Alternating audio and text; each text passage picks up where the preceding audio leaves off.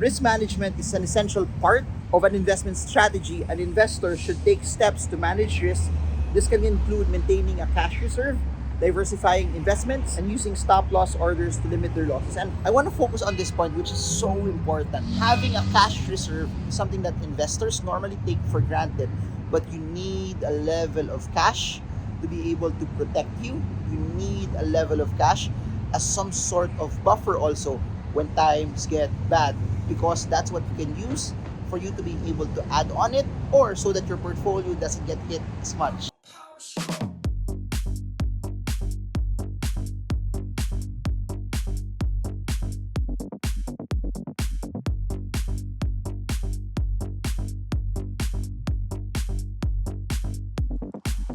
We've seen a lot of crashes last year. Tokens, coins drop significantly. We've even seen stocks also get battered down. Now we're seeing bits and pieces of a recovery. A lot of the things that from an economic perspective were a bit scary, we're seeing it somehow get tapered down. Is it the end? No one knows. Will we see things get worse? Let's see that over the next few months. But in this video, I want to share 10 things that we can all learn from market crashes. When times are bad, there are a lot of things that you can build on that will allow you to become a better investor that can use not just for 2023, but you can get something from it that will enable you to become profitable in years to come as well. Number one, market crashes are inevitable and part of the natural cycle of both the stock market and the crypto market as well. Understanding this can help investors maintain a long-term perspective and avoid rash decisions on how you go about your investing.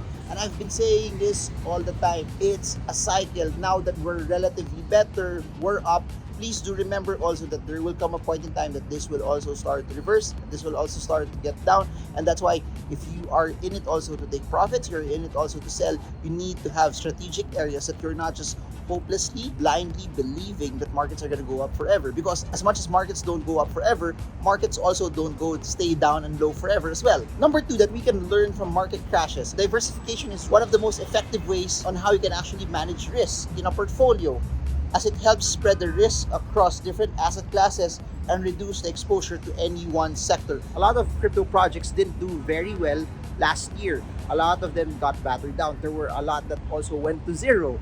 And not having all your eggs in one basket, in one token, in one project will drastically increase your chances of surviving bad seasons and bear markets as well. Number three is this. During market crashes, investors should resist the urge to panic and instead focus on their long-term investment goals. Selling assets during a downturn can lock in losses and make it harder for you to recover once the market starts to rebound. Always remember this, that the best time to cut loss is when your losses are relatively smaller, especially when you're using support and resistance. At the time it starts to break down, that's one of the best times for you to get out. But when it's down significantly already, it's massively far from where it's supposed to be, then that's where you get hit a very, very significant number. And normally, when that happens, a lot of people panic, a lot of people base their decisions on emotions, and you must not do that. Base your investing and trading decisions based on logic and your plan as well. Overconfidence can be a major risk factor for investors during market crashes. Investors should avoid taking excessive risks or overestimating their ability to predict market movement. People have predictions, people have items on how they would want to go, how they believe the market will go based on certain movements in the past, but it doesn't always work that way. There will be times and seasons that no matter how well you predict it, how you forecast it, or how you look at certain patterns, it's not going to go like that.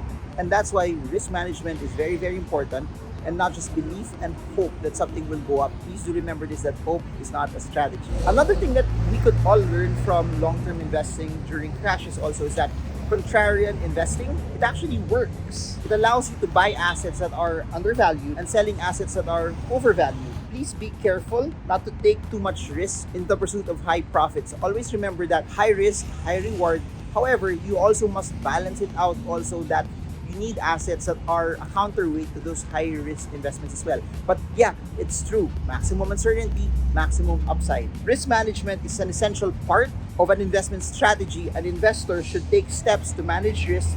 This can include maintaining a cash reserve, diversifying investments, and using stop loss orders to limit their losses. And I want to focus on this point, which is so important. Having a cash reserve is something that investors normally take for granted, but you need a level of cash to be able to protect you. You need a level of cash as some sort of buffer also when times get bad, because that's what you can use for you to be able to add on it, or so that your portfolio doesn't get hit as much. Market crashes can have a significant impact on the broader economy, and investors should be aware of the potential systemic risks during a downturn. This can include risks to the banking system, currency values, and other institutions. So think about it also this way, that when market crashes, there are certain funds and institutions that somehow are invested in those types of assets. And if they get hit, revenues get hit, it impacts employees, it somehow also slows down the economy. So there are certain economies, there are certain sectors also that may slow down just because we see downturns in the market as well. As an investor, you should pay attention to the market fundamentals, earnings reports, the economic data, company financials.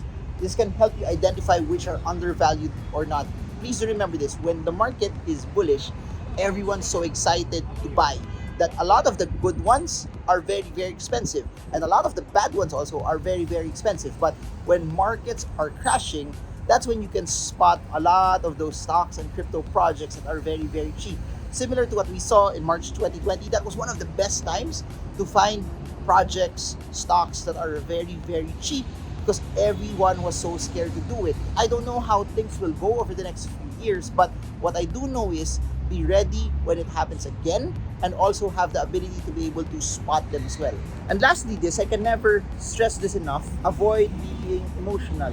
That's why having a cash reserve, having a stash that will also protect you, and being diversified, and having a set of strategy that will somehow protect you from being emotional. Please do remember this, the largest losses that you will get is when you panic, and panicking also is a byproduct of you being emotional. That's why it's so important to stick to your plan, to have a metric, so that you don't panic and become emotional. It also takes time. It's not something that you can do just one time, one trade, one season, one era that you suddenly get better. It's something that you will learn, and as you learn this and as you try to get better at this, the emotion somehow gets muted because you've experienced this over and over and over again. So if you've lost money at the time when the market was down, at the time when we saw a lot of crashes out there, then it's okay, because everyone goes through it. What's important is the learning that you can get in that. So should the market reverse, continually go up, and we see larger strides upward, you can use that as an opportunity already for you to ride the upward movement. But should it tarry, stay sideways for a bit, and it really doesn't pump up higher, then well and good, because you can use the opportunity to be able to find the ones that are cheap, and also develop the skills and experience for you to not be as emotional as can be. So there, those are just some items that I wanted to share to you. I hope that it was something that was very essential and important, and helped you throughout in this entire journey of investing. So that's it for now. Marvingermo. I hope this video helps you trade well, trade strong, trade smart. See you all again soon, and God bless you all.